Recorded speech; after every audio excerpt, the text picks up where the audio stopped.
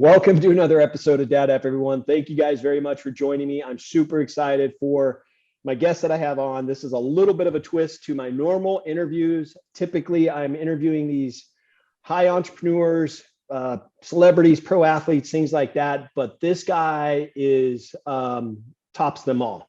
And the reason I say that is because he's my dad. And I thought this would be a great opportunity not only for you as my viewers, listeners, to kind of hear a little bit of a backstory of our relationship as father and son, but kind of to hear his take on parenthood and what he's learned through the experiences of being a dad. So I am really honored, as reluctant as he was at first. I convinced him, and he's excited to be here. So my dad, Ken Ward, is on Dadup. Welcome to the show. Thanks, Bryan. Yeah, excited. I'll give you guys a little bit of a story. When I texted him and said, "Hey, I'm having this idea. Would you be interested?" He said, "Man, you're really lowering your standards, aren't you?" So no, it's not about that. It's about the conversation that he and I are going to have. And this might get raw. It might get emotional. We'll have some happy moments that we're going to be sharing, because I have a few in mind that really bring me back to my relationship with him. And there may be some tough conversations that we're going to have that kind of share our raw emotions of not only our relationship, but, being a dad for him, and the things that he's gone through. But, he was raising a family of, my sister and I, so he had two kids. He and my mom are still together to this day. God bless. They're still together this day after how many years, Dad? 49. 49 years they've been together, and they're still together and happily together. So it's really remarkable to see. And it's a huge inspiration to not only me, but also my sister. But I'm really excited because he had a kind of a rough upbringing, and he went through a lot as a kid, as a young man. And I'm really excited for you guys to hear his perspective on the things and things that he went through as a child, as a young man, and where it led him today. He's an engineer at a hospital. They're doing fine financially, but it took a lot to get there, and there was a lot of bumps in the road. And so thank you, Dad, for being on the show.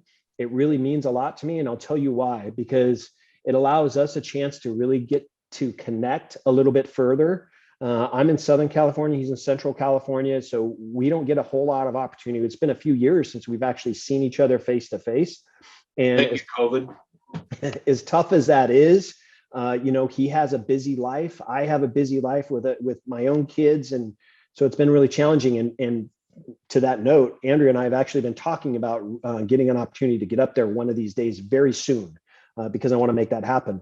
But the other reason that I wanted to do this episode, not just aside from the actual bonding, but the other reason I wanted to do this episode is because I want to have this in history.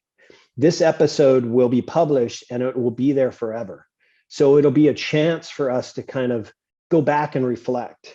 It'll be a chance for us to have my kids go back and listen to it when they're older, or my grandkids, who would be his great grandkids, to go back and listen to what they refer to as Papa, sharing his stories as a dad and the things that he's gone through. So it really means a lot to me, Dad. It really does, that you've taken the time to do this. I really am appreciative of you for doing this. So for people that want to hear a little bit more about you, kind of your backstory, how you grew up, the kind of lifestyle you had growing up, and then obviously you transitioned into being a young dad, 20 years old when he had me.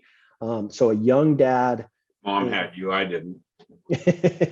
20 years old when he and my mom had me, and it's been kind of a challenge for them as young parents. So I'm really excited to hear about all of this, and I'm excited for you listeners to hear this. So, Dad, a little bit of a backstory about you, how you grew up and where you are today.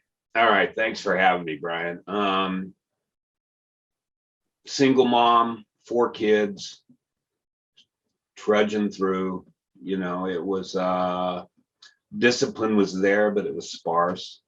Encouragement was there, but it was sparse. Obviously, my mom didn't have the time or energy or money to do what you've done and what I tried to do with our kids. It was tough. I'm not gonna sugarcoat it. It was hard, but I think I think it made me stronger. I think it made me more appreciative. But yeah, that's basically it. And then I met your mom, and we've gone downhill since. Not really, not downhill, but I know. yeah. I know what you mean. Yeah, like you said, we got married at 19, had you, and you were a joy. You were just a joy. Unfortunately, at the time, I was working graves, and then I'd get off graves and go work a day shift. And then I come home at 4 o'clock, try to get some sleep, some eats, and go back to work at 11. So for years, that's what I did, and just to make ends meet. And mom was working a full-time job. It was difficult. It wasn't bad. It was not bad, but it was difficult. But we made it through. I think we made it through okay. You obviously turned out perfect, you know. No, I mean that. Yeah, that's about it. That's about Yeah. it. Yeah. Now I know that, you know, you have, well, two of my dad's siblings have since passed, an older one and a younger one. But still got one older brother that's still around. And I know I talk to a lot of parents on my show, and I know that single parents trying to raise, especially 4 kids, 3 boys for that matter, 3 boys and a daughter on her own is tough.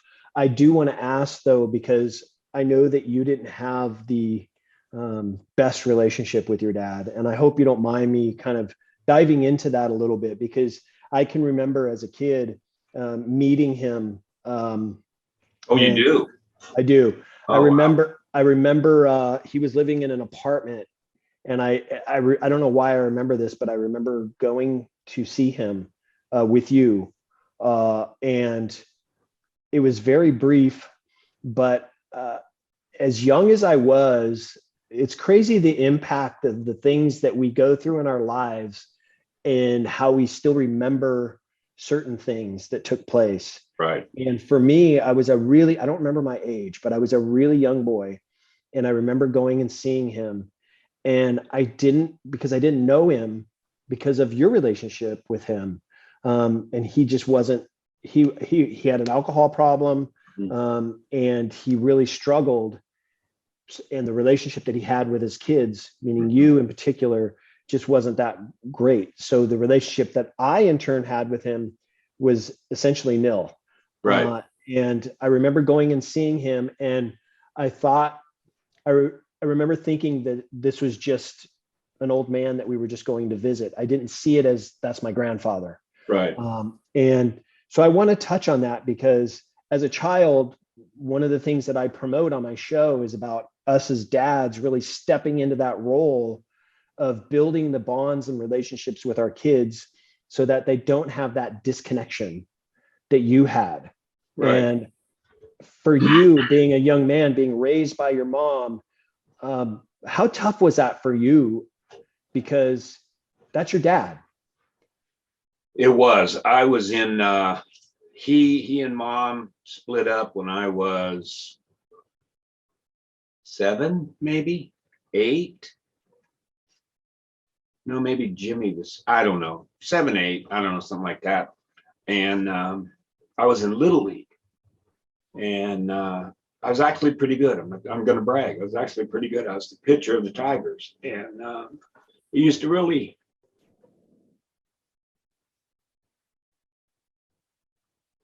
It's okay, Dad.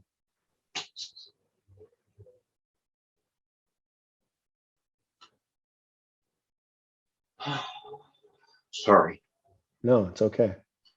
Used to really bug me that other dads are in the stands and he wasn't. Mm-hmm. Man, I never talked about this.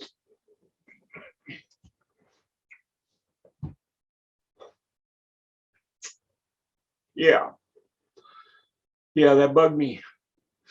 But then I saw how he treated my mom and my brother, and I washed my hands. Hmm. I couldn't handle that. You know, that was worse than him not being at the games. Hmm. So when they divorced, it was done. It was over. And that was a relationship that you had no interest in After that, pursuing no.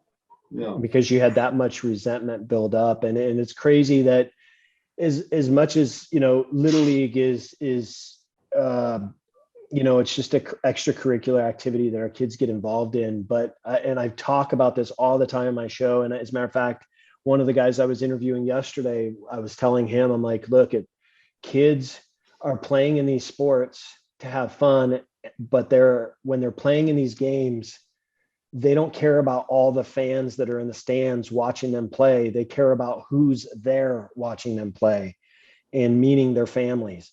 Doesn't necessarily have to be mom and dad, but just having family there to watch them play. That's who's important to them. And the fact that, I have to be honest, Dad, I didn't know that.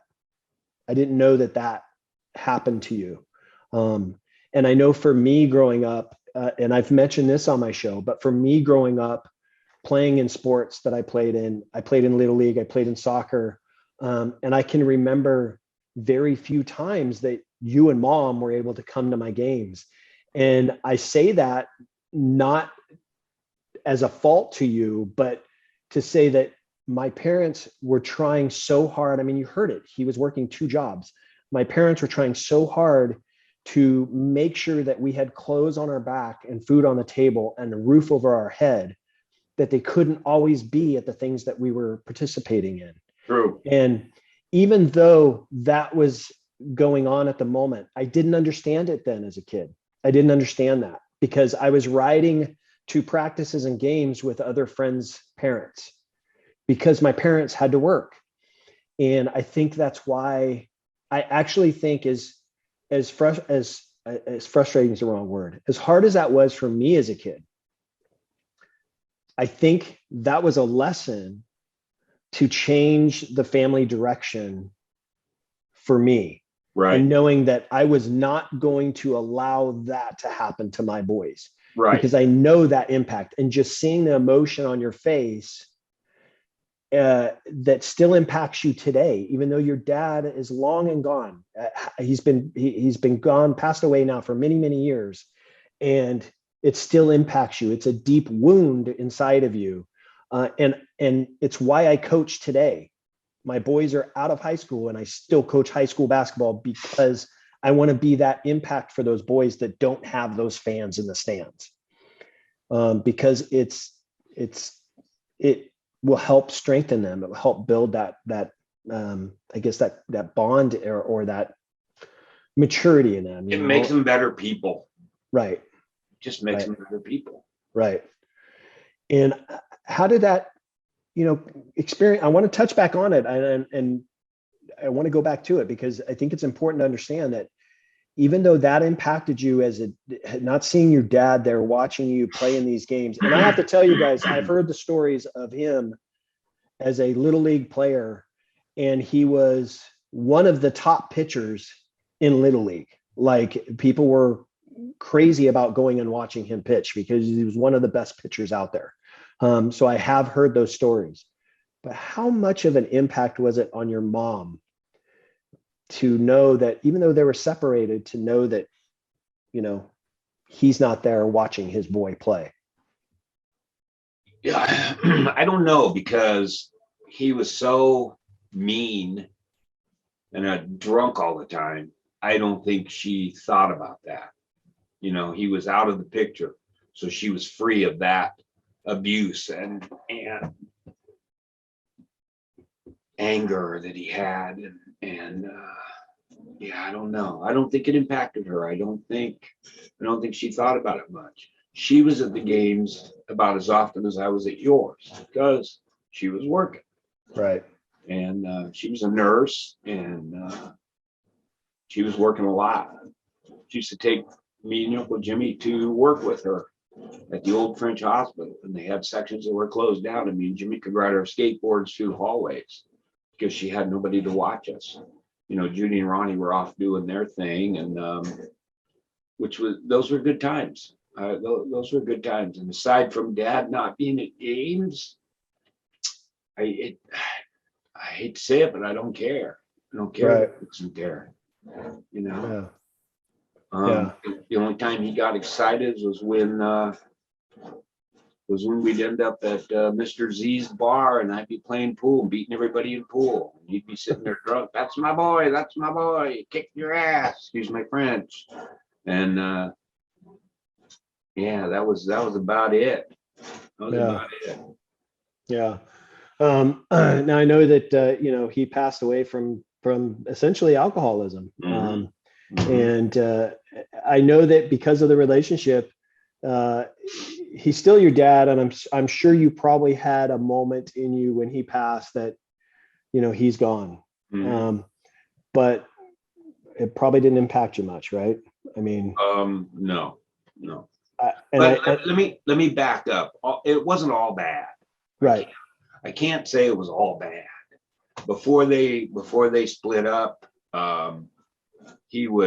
Christmas time was huge in our house. He would set up a huge ping pong table with trains and smoky chimneys. I mean, there were some good times. Every year, me and your Uncle Jimmy got a brand new bicycle because he was a car salesman. He was really good at his job until it came to, come on, let's go down and have a drink, talk about this car. And that's what got him into drinking socially to sell cars, but then it just became a disease that we all know.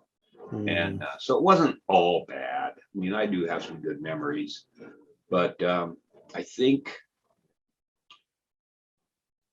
I almost want to say the bad ones outweigh the good ones. Yeah.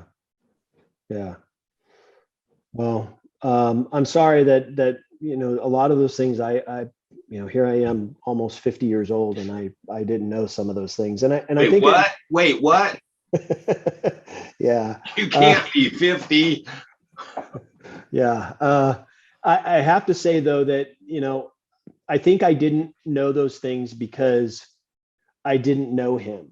Right. And I didn't know that relationship. I knew it wasn't good. I knew that he had a drinking problem. I knew he had an alcoholic problem where he was really, it ended up ultimately taking his life. But, you know, so I think I could tell it was probably a sore subject, and that's probably why I've never brought it up. Okay. But to hear some of those things, I will say this, Grandma, your mom was phenomenal, because I do remember my relationship with her, and I do remember good times being at her house. I mean, we lived with her for a while, so I do remember that woman as being essentially the rock for the family. And it was a pretty big impact when she passed. It had a pretty big impact on all of us, because she was like our rock for the family. So let's shift gears. We got that part of it out of the way, and I wanted to touch on it because I think it's important. But here you are, 20 years old, having your first son, marrying my mom, marrying your bride, marrying your wife. As 20-year-old, you don't have a clue. The only clue that you have is, I tell dads this, really, we have no experience as parents other than the relationships that we had with our own parents and the people around us that are parents. That's really our guidance.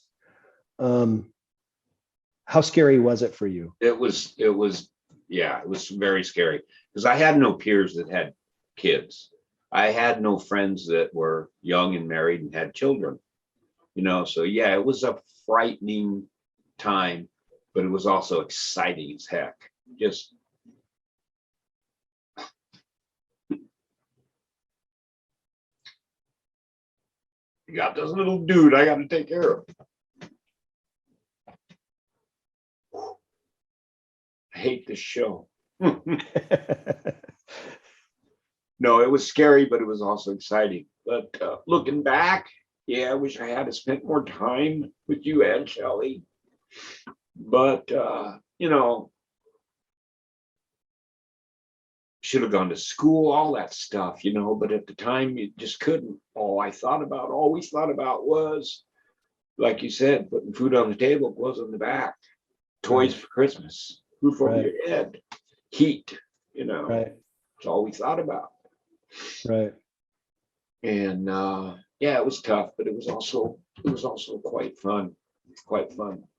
Yeah, I know it was tough for you guys because even as a young boy, I remember, you're working, mom was in school, and I remember being raised for the first couple of years of my life, essentially really being raised by my grandparents, meaning, mom's mom and dad. And that's tough for a young couple to have to go through, because that's really a crucial time.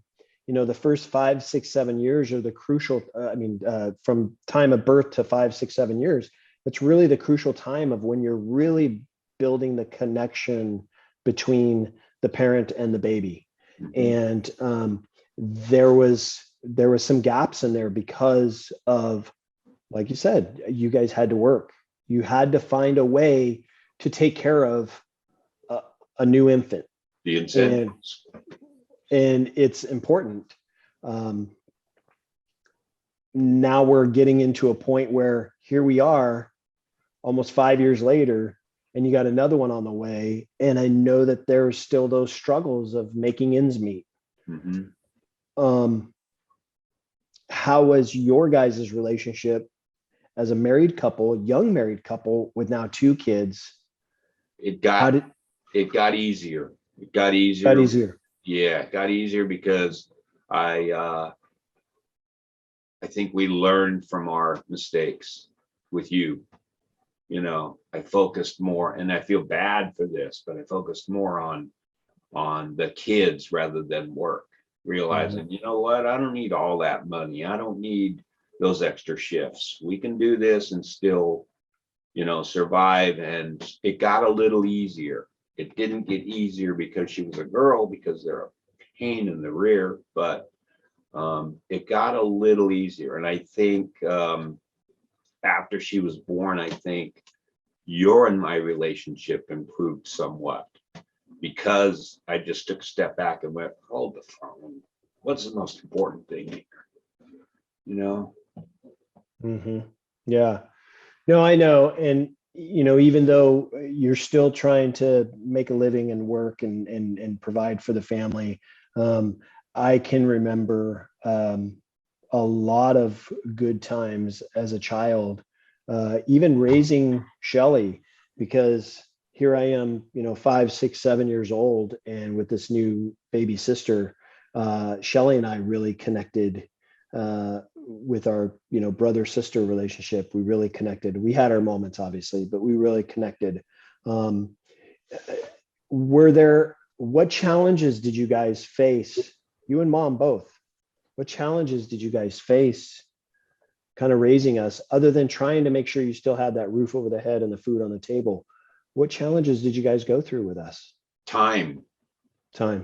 Didn't seem to be enough time to do things with you guys,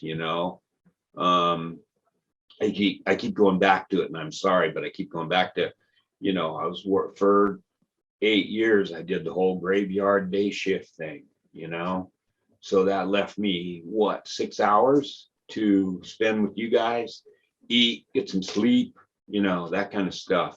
And time, I've heard it before on your show, time is more important than anything else.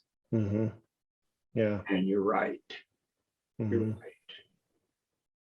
Yeah, it's time. It's being aware of the time. It's not so much, I'll just use an example, sitting and watching TV and hanging out with your son or daughter. That's a distraction. So it's like intent time. And I talk about it now as far as, technology. As a matter of fact, I was having a conversation with somebody just this morning about the impact that technology has had on us as parents and how we have to be aware of it, because I can be checking my email and somebody, my son, come up and ask me a question and I can answer it while I'm looking at my phone, but that's not real connection. You know what I mean? Yeah, it's not the amount of time you have, it's what you do with that time you have. It's the quality, right? Yeah, yeah. I mean, you got Exactly. an hour off, you got an hour to spend with your kid. Don't sit and watch SpongeBob, Right. you know? And I can remember this as a young man, because I played Little League, and my dad didn't always get an opportunity to come to my games because he was working. But I do remember that one of the things that we did quite regularly, uh, when I was home in the evening, and he would have an hour or so at home, uh, getting home before it's time to have dinner and all that, we would play catch together. I Mhm, do remember those times. We would mhm. play catch because my dad was this unbelievable pitcher in Little League. He knew how to teach the mechanics of pitching. And so he used to work with me on those. I had a net that was actually set up in the backyard that he was showing me how to do the mechanics of pitching. I remember those times, and it's interesting. I had a question. A parent asked me a question and said, "What is one memory that you had growing up that still impacts you today?" Meaning a memory that you had with your parents that still kind of impacts you today. And one of the things that I will never ever forget is buying my first car. It was a huge chapter in my life. My dad's a huge car buff, as you can see by the cars in the background there. My dad's a huge car buff, and he was teaching me all about cars from when I was a little kid all the way up through high school. And one of the best memories I have, and I don't know if I've ever told you this, Dad, but one of the best memories I have of our relationship is my car. Buying that car at $50 when I was 12 years old with my paper route money, because my dad, being a responsible parent, said, "I'm not buying your car, you're buying it." And I saved my money, bought my car for $50, and we towed it home. It was completely gutted, towed it home, and we worked on it together. And that was just an unbelievable, I can't explain the memories that we developed from that. We had good times and we had bad times in building that car. There were times when I wanted to go hang out with my friends and do this, that, and the other thing, but we had a list of stuff we had to get done in that car. And my dad would be like, "You can go do that, but your car's going to sit. You got to do this, this, and this on your car. We got to get this, this, and this done if you want to have this car when you start driving." And so there were certain sacrifices I had to make as a kid, but it was sacrifices that I made so I could hang out with him. It wasn't so much about the car. It was about learning from his expertise on how to build cars. And I'm appreciative of that, Dad. I'm appreciative of the time that you took with me for many years, from 12 years old to when I started driving that car at 16. Those years that we had together still sit with me today. And I wish I could have given that kind of expertise to my kids. We don't have the room or the space like you had at your house, but those were fun times. Those are fun times. They were. They were. Um, I still see so that car every once in a while. I know. And I told the guy that I was talking to yesterday, or what I did is I did a podcast episode just yesterday where I was answering questions from people that had sent me questions about parenting. And that was one of the questions. And I had talked about that car is still driving around in your town. The guy that bought it kind of made some changes to it and is still driving around in the town. And I'll have to post it on my social media, the car, but it's pretty cool. And is that something that you hope how do I say this? You have plenty of grandkids now. Mhm. Has there been any spark in any of the grandkids to work on a car together? Yeah, there has. The problem with it is, they all want these new cars. They all want, right, little foreign things that I know nothing about. But there's been a little bit of interest. But they get bored. Kids now, they get bored. They want to go on their phones. They want to go play video games. I mean, I could not imagine raising a kid now. I couldn't Right. imagine it. Right. Even being 30 and having a kid now, holy moly, Yeah. with all the electronic influences that they have. You didn't have those. I mean, you played Right. baseball or, worked on the car. You didn't have we had what, 3 channels? I mean, come on. Right. Yeah. It was working on the car, playing little league baseball or soccer, and going in or riding. Studying. Yeah, studying. You're Right. always studying. Or riding my bike with my friends and having to be home. And I'm sure my listeners can respect this or can appreciate this. Having to be home when the streetlights came on. Correct. That was the rule. So my parents let me run the town with my buddies, but I had to be home when the streetlights came on, and I couldn't leave the house until my homework was done. Correct.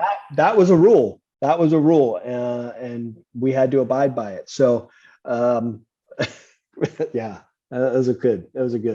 I'm going to ask you a difficult question, Okay. and it might be easy. But what similarities or differences, or maybe both, do you see in me as a dad to you?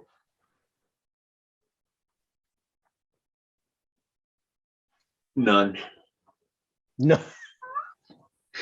No, obviously, and I've told you this, I'm very proud of you. We both are. You're doing everything that I didn't do. You're able to do everything I couldn't do. And you're doing it right. I mean, look at your boys.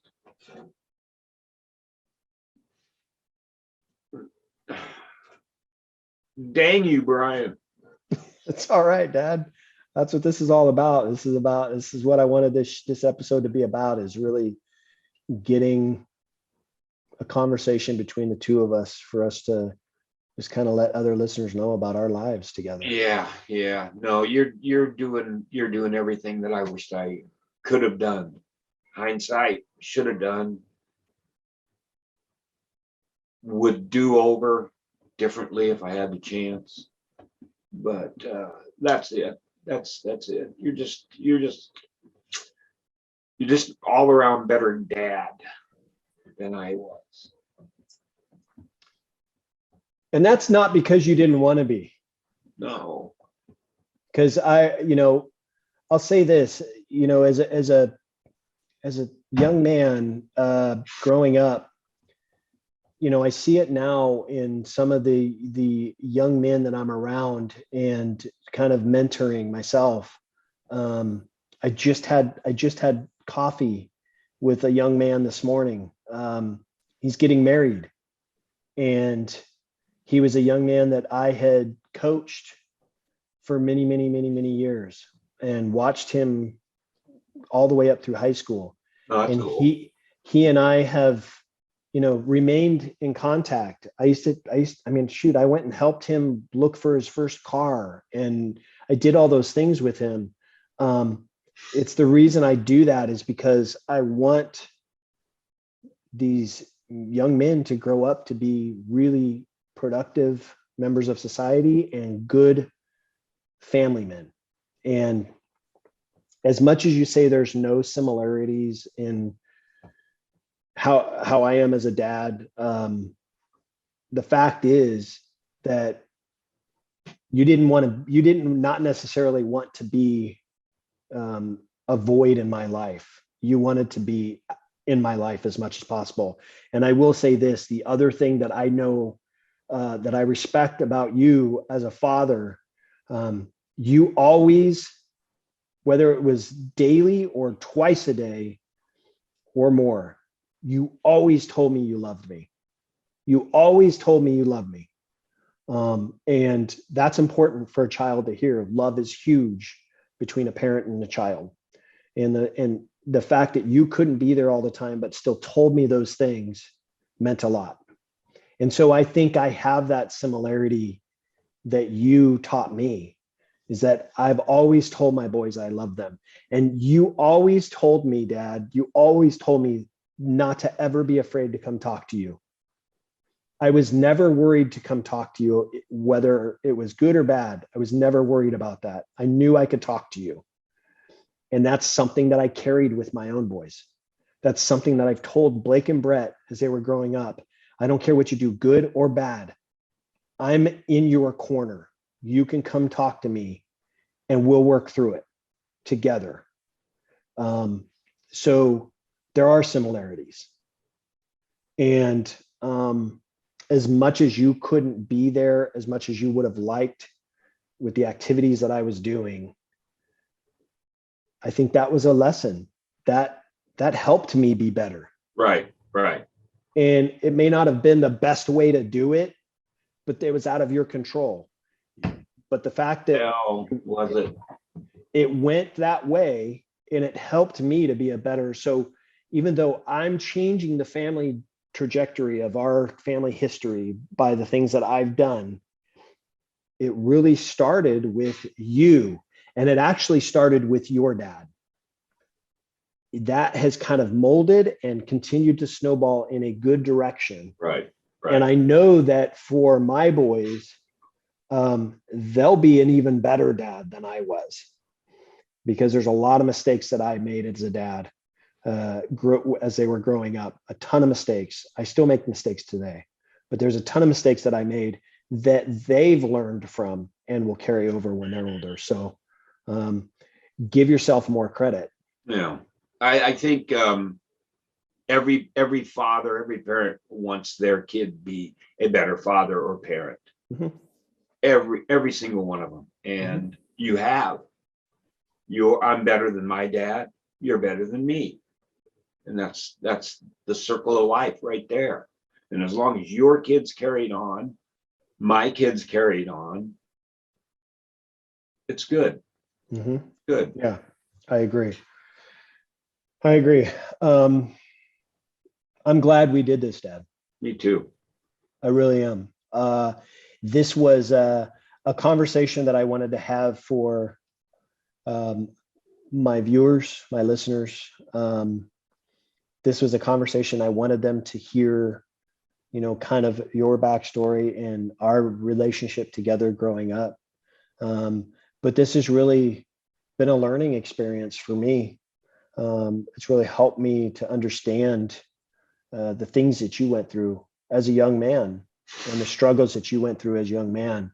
And I think that I have to be honest, in the half an hour, 45 minutes now we've been talking, I think this has helped our bond as father and son. I mean that. I agree. I'm gonna let you get on with your day, because I've taken a lot of your time already. But I hope that we can have more conversations like this, offline, obviously, because I do think as a father and son, there's always going to be things you have to work out together. There's always going to be things that you don't always necessarily agree on that you've got to talk about. And I think it's important for us to talk about them. I think it's important for you and I to talk about stuff. And we need to talk more often, because we're so far away from each other. I say so far, we're only 4 hours, but we're so far away from each other. It's a lifetime away because we're so dang busy. Right. But I appreciate you for the things that you did for us, meaning me and my sister, for us and mom, for that matter. I appreciate you and the things that you did for us as a man, and the fact that you Not a lot of men will stick around in situations like that, especially a younger man having 2 kids. That it's difficult for them to stick around in situations like that, and you did. And the fact that you and mom have been together now for almost 50 years is commendable. And there's a lot to be proud of there, and you should give yourself that credit. You and mom have done a great job, and so I appreciate you taking the time to talk with me and allow my listeners to kind of hear your side of things as far as being a dad. I think this is really cool. I appreciate it, son. I really do. So I'm glad that you took everything you learned from me and did just the opposite. Well, it wasn't so much about just the opposite, Dad. Yeah. It was about learning things. Listen, learning what not to do. That's learning what, I don't want to say what not to do. I want to say learning what didn't necessarily work. Right. Okay. So I take those as, again, those are not bad things that you guys couldn't always be there for the stuff that I did because you guys were working. You guys were full-time parents, but you were full-time working and sometimes multiple jobs. Mom was working during the day and had a cleaning business at night. There was a lot of things that you did to try to provide for the family. So I don't want to take it as a negative. But I learned from those experiences to know that, hey, I need to find a way to where that's not so much of an impact on my family, but yet I could still provide for my family the way that I needed to. Trust me, Dad, if I was in a situation where I had to work 2 or 3 jobs to make ends meet and to put food on the table, I would have done it. I would have made that sacrifice and would have been a little bit less involved with my boys. It just so happens that I lucked out with the company that I work for, that I've been able to be as involved as I am. And the same thing with Andrea. Being a teacher at their school, just by God's grace, worked out to where we were able to do that and be as involved as we are. So I don't see the things you did as a negative and that I'm fixing that. That's not the case. I take those as learning lessons. Okay. And find a way to find a solution to those learning lessons. And so again, I think this has been a wonderful conversation. I'm really excited that we got a chance to do this. Me too. It really kind of opens my eyes to not only the things that you went through, but us as father and son. So I want you to know that I love you. I love you too. And I'll look forward to continuing, obviously staying in touch with you. But anyways. Yeah. Thank you guys very much for joining me and my father on this episode of Dadup. Please make sure you guys are subscribing to my YouTube channel, subscribing to all my platforms where you can find my podcast. Make sure you guys are reaching out to me on social media. I'd love to know your feedback of this episode. I'd love to know what you guys have thought. And if there's anything that we could have touched on that you would have loved to hear more about, make sure you let me know that too. But if at the very least, make sure you guys are subscribing and sharing the episode, because we need more conversations like this with dads, with moms, to really change the direction of our kids' lives and help them to be better and help the bond between son or daughter to be better. So thank you guys very much for joining. Dad, thank you very much for joining me. And I will see you guys all on the next episode of Dadup. Thanks for listening to another episode of Dadup. Make sure you guys subscribe to my podcast and my YouTube channel.